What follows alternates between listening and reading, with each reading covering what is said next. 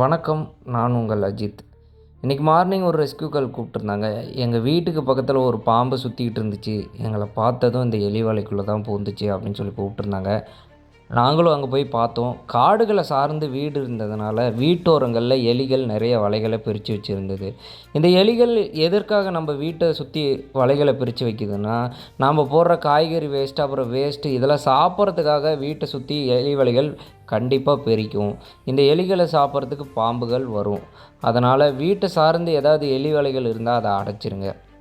அப்புறம் அவங்கக்கிட்ட சொன்னது என்னென்னா, இது நாங்களும் முடிஞ்ச அளவுக்கு பறித்து பார்த்தோம். இது கிடைக்கல. கடைசியில் தண்ணி விட்டு தான் பிடிச்சாகணும். ஒரு ஹோஸ் பைப் போடுங்க அப்படின்னு சொல்லி போட்டோம். அப்புறம் தண்ணி விட்டு ரொம்ப நேரம் பாம்பு வரல. அந்த எலி வலைகளோட டெட் எண்ட் வரலும் பிரிச்சுட்டு போய் கடைசியாக உள்ளே பார்த்தோம். உள்ளே இருந்தது ஒரு ஸ்பெக்டிகல் கோப்ரா, அதாவது நாகப்பாம்பு. அவங்க சொன்னது என்னென்னா, சார பாம்பை தான் பார்த்தோம் அப்படின்னாங்க. இல்லைம்மா, நீங்கள் இந்த பாம்பு தான் பார்த்துருப்பீங்க. நாங்கள் அந்த எலி வலையை சுத்தமாக பிரிச்சிட்டோம். அங்கே எதுவுமே இல்லைன்னு சொல்லிட்டு அந்த பாம்பை பத்திரமா ரெஸ்க்யூ பண்ணிட்டோம். இந்த மாதிரி பாம்புகளை பார்த்தா தயவுசெய்து விலகியே இருங்க. அப்படி சப்போஸ் பார்த்துட்டாலும் உங்கள் நியர்பையில் இருக்க ஃபாரஸ்ட் டிபார்ட்மெண்ட்க்கோ இல்லை ஃபயர் டிபார்ட்மெண்ட்க்கோ கால் பண்ணுங்கள். கண்டிப்பாக வந்து ரெஸ்க்யூ பண்ணிக்குவாங்க. அதுக்கப்புறம் அந்த பாம்பை அதுக்குண்டான இடத்துல நாங்கள் ரிலீஸ் பண்ணிட்டோம்.